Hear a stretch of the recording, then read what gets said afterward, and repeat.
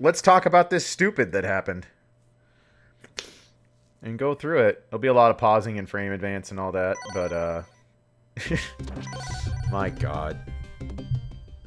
Hey, thanks, Mike. Yeah, I had a ton of fun doing it. So this stage one is not appropriate. I'm actually still trying to figure out how we got this. We're gonna go through and I'm gonna analyze every pattern to figure out how we got that disgusting gold.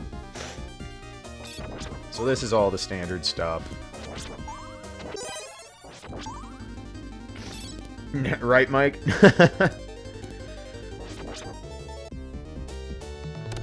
So, standard issue, we need the thing. We get the thing.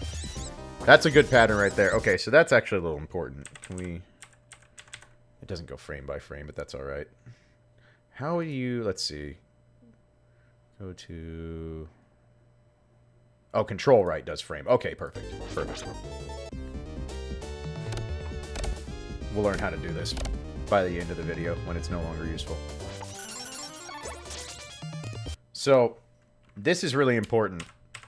This eye starts going to the right, which means I get to jump forward and do the third hit instead of having to stand and do 2 hits. So that's our first instance of an important pattern happening right there. So that saves us a tiny bit of time. It's not a ton, but it's a tiny bit of time. So there's our first good pattern that contributed to the gold we got in this stage.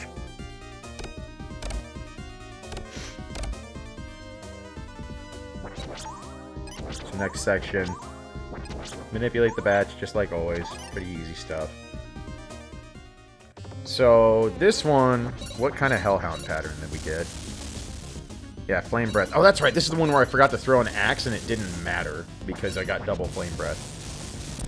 So we actually could have got a slightly faster gold. Like, if I had thrown an axe on that first hit, this fight ends probably a second quicker. So that's how good the luck... God, the luck in this stage is not right, then. My fucking god. So we do this. Go through. Probably on the last pixel before I get hit by the bone pillar and get away with it. Alright. Oh, that's right. Okay, so... We got a just frame jump. That's why. So, I know I've talked about this before, but let me explain it frame by frame. So, when you do super jump, you get to see the spike pillar basically stabbing me, but I've already gone in the animation. There's a flaming fart for you, by the way. So you can see the spike doesn't count as hitting you until it's completely turned over. That's the only reason this works. Because right now, it's twisting, but now I'm in the super jump animation. Once you see this animation, where you swap to the falling over, that's too fun to do. Now he's invulnerable. So now that we've fallen over like this, he's actually already invulnerable. And there you see why Flaming Fart is a random pose. It's only there for 1 frame, and it alternates depending on where you get to. Anyway, so super jump. So, how the 1 frame jump works is if you hit the jump button on the first frame that you land from a super jump. This only works on a super jump. If you do it on a regular jump, it doesn't fly. But you're going to see I land. Right? Look how fucking... Whoops. I hit the speed. Okay, there we go. Now we don't want 50. We want regular. Go back.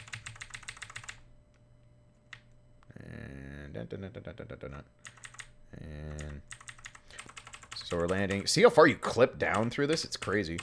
So right there, that's the frame we land on. The flame is all the way down below the pillar because graphics. And oh, that's not the frame we land. Okay, so he's still... That's right. He rotates back up. So there's like 2 frames after this. So yeah, 1, 2. Now we've landed. Now we're actually considered landed in super jump crouch again. And I happen to hit the button on the perfect frame. So we get super jump, 1 frame, huzzah. So that saves, obviously, I believe it is 36 frames to charge the super jump. Don't quote me on that. I'll have to check the TAS. But it's like 36 frames or so. So that saves more than half a second. Every time you get a 1-frame jump, that's like over half a second you save. So this part, of course, this is all straightforward because this is all guaranteed. Mirror breaks everything. We go up. This room, I think we get no lag. Yeah, that's super important. The axe kills the 2 skeletons right away, so we get no lag. The rest of this room is really simple with Lecarde. Then we get to climb the bone dragon skeleton, whatever the fuck you want to call this thing.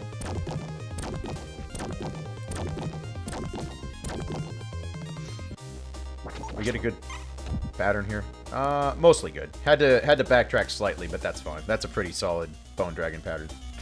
So we've had great hellhound pattern, 1-frame jump, no lag in the skeleton room. I don't remember the pattern I got here, so let's see how we got this. So we get all 3 hits. That's good. Starts with an axe. Oh yeah, I stutter step. Okay. Talk about a fucking happy accident. My god. Alright, so.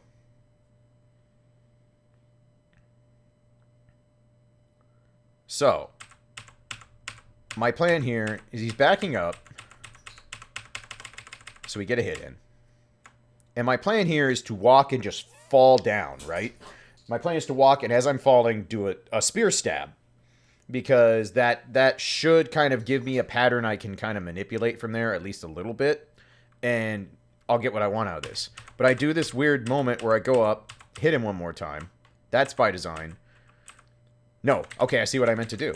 So my plan was, I was meaning to fall off the platform. But I hit the button a little too early. I get a hit. And that makes him stop what he's doing. And instead, I fall without attacking. And you see, I tried to do a cancel to attack. When you land... When you do a cancel this late, you just get a fake attack. I wonder how many times you guys have actually seen this. So see how I'm going into a stab motion? Like, that's the attack motion. And it just quits. He's like, just kidding. So I don't get an attack. So this caused me to stutter.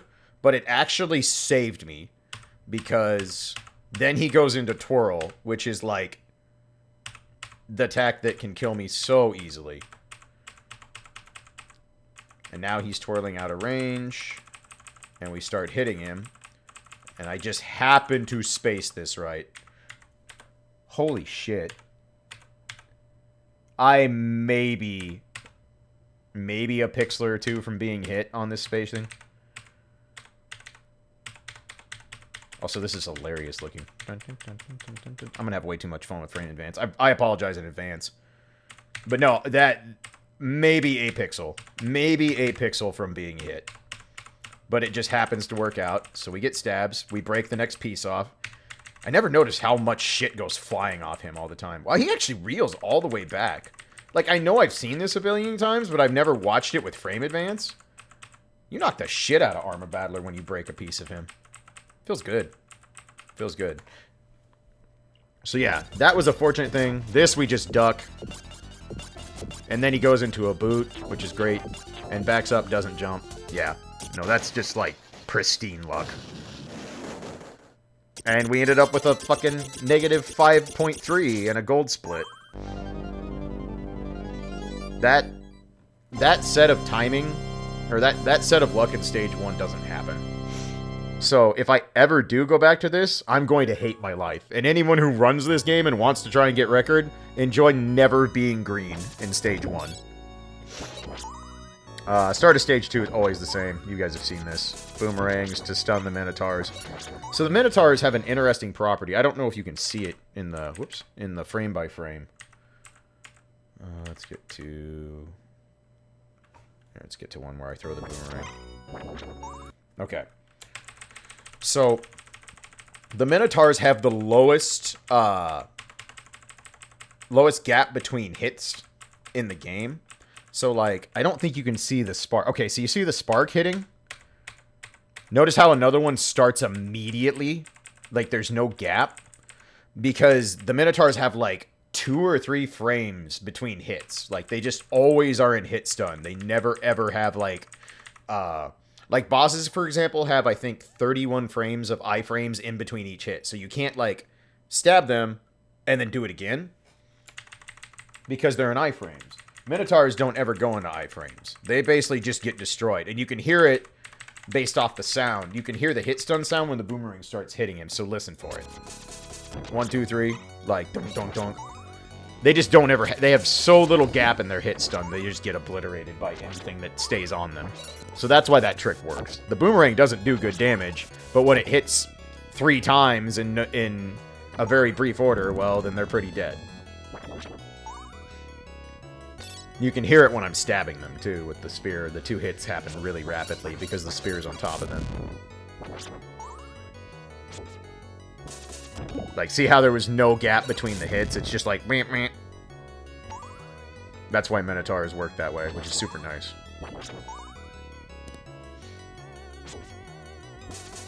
So let's see.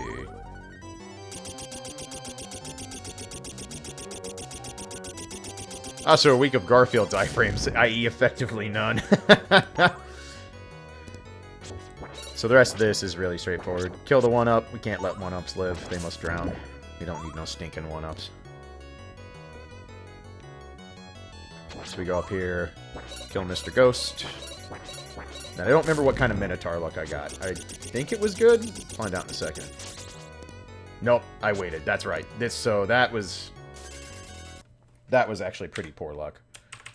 So, basically what I do in this section is I start looking at the Minotaur's feet, and that tells me if he's about to swing or not. You can also see...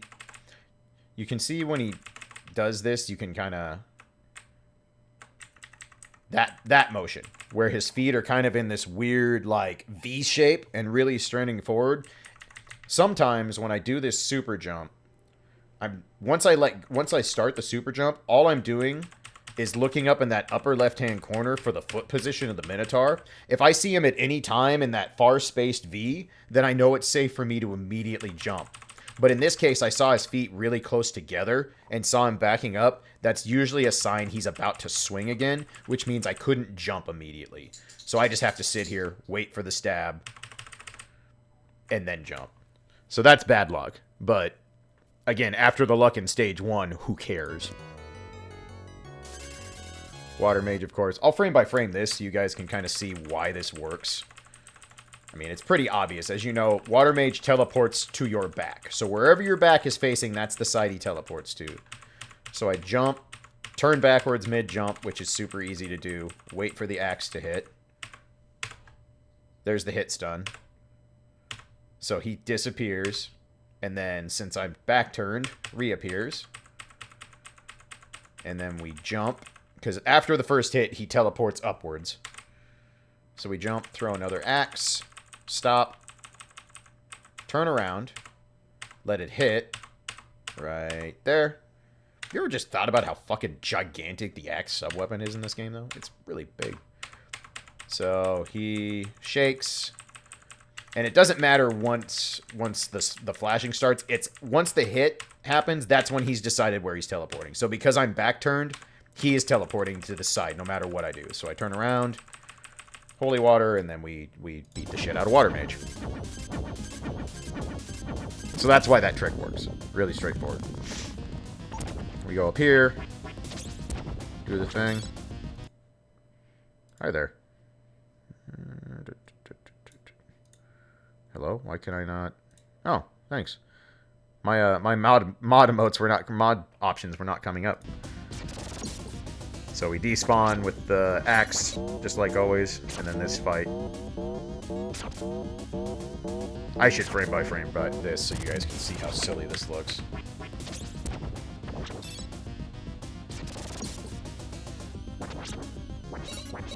So, we're starting to hit him. And you can see just how dumb this is. So, this is just a waiting thing. I just figure out the timing in my head. Jump. So there you go. The axe is literally hitting us. Basically, this axe, the only hitbox is down where, excuse me, where the white of that blade is. Like, it's all the way down at the bottom of the halberd. So that's why this trick works. But the thing is I have to jump at the right time because see how I was getting close to landing on the bottom part of the axe where the white is? You can touch kind of that very, very top of the crescent and stuff. Hey, Ralph Tepes, how we doing? But then it removes. Like, it's an... Like, the axe just disappears. He doesn't retract it. It just... Bop, it's gone now. So that's why I get to fall. Whoops. And then... Stab, stab, stab. 3 stabs. Jump. That's really close. That's really, really, really close. Now you can see just how fucking low the hitbox is on this axe. It is stupidly low where the bottom of the crescent is. So we jump through it. Haha. Outplayed, sir. And again, just happened to... Yep, it's gone. And land. Stab, stab, stab. Jump. How close were we on that one? Yeah, see? Like, you're kind of seeing how small the window is for this to work. Basically, the only reason this works is because... 2 things. The halberd doesn't have a swinging motion. It's just an instantly appearing hitbox. So it's like, there's no swing. So it's like, you see the halberd. You'll see it showing here in a second. So like, there's the halberd. He basically like raises it straight up. Like he pulls it back like he's going to do a chop. But there's no swing. It's just like, and the halberd's going to appear. Yep, just magic. See, it's just instant. There's no actual animation for this wind-up. That's the only reason this works. You're this close, everyone. Yep. Yep. These are the kind of optimizations you got to make. But yeah, that's the only reason this trick works. It looks slightly less goofy in real time. Because you go back and you watch the whole thing. After those first 2 hits, it's all rhythm. I'm just listening to the hits in my head and knowing when to jump.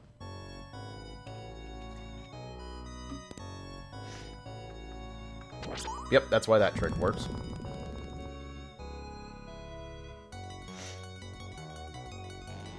And now we go let Medusa take a bite out of us. We can do the damage boost. Thank you, Stansky. You are a god. Excuse me. I know I've told the story before, but the only reason I know about this section working the way it does is because Stansky was like, hey, do you know about damage boosting off bone pillars? I'm like, no. He's like, oh yeah, it's really good. I think it's faster than keeping the spear. I'm like, really? It's like, yeah, just get hit by the Medusa and then recollect every candle. I'm like, alright. He just happened to be in my stream and spelled this out for me. And it saves like 10 seconds over my old route. It's really silly.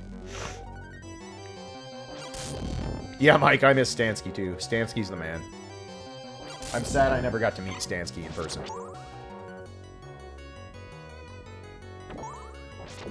So this section, you guys have seen a lot, but basically the spear has such a gigantic hitbox that killing these things is super trivial. If I had a hitbox viewer up, so, whoops, so...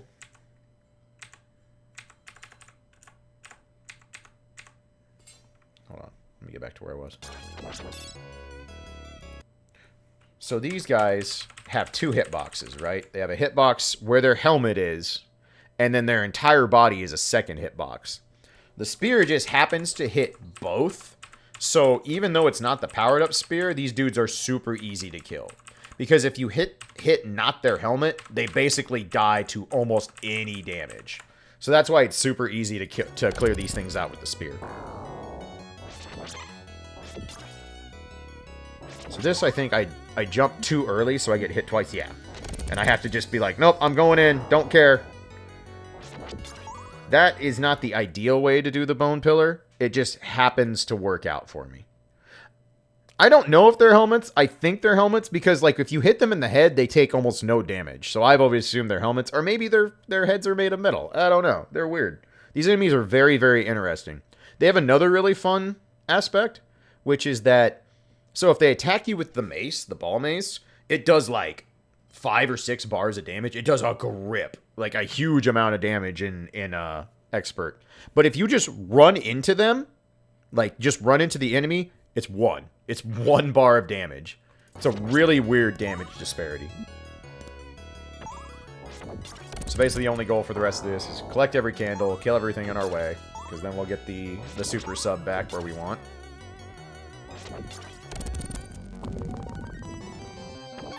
Catch that. Wait for this to kill, and then we jump through. Super easy. 1 second, my dog is scratching his bowl. I'm gonna go feed him real quick, because he's being a shitlord. Just a second, guys.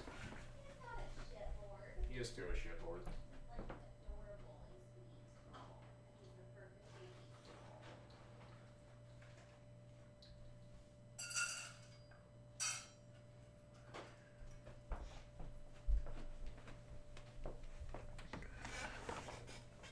Okay.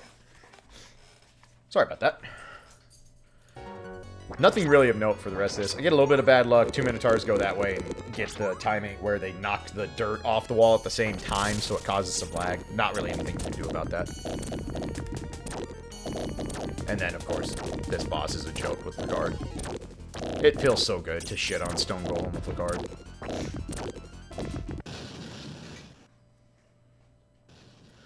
Then just clear out the last 2. We do the dance. Mitigate some lag, and then we get them to go on stage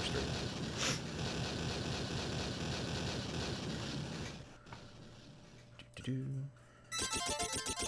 So at this point, we're in pretty good shape.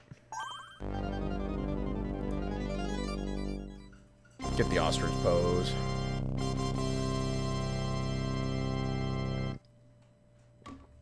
Oh yeah, no, shitting on Stone Golem is the most cathartic thing. That's the best.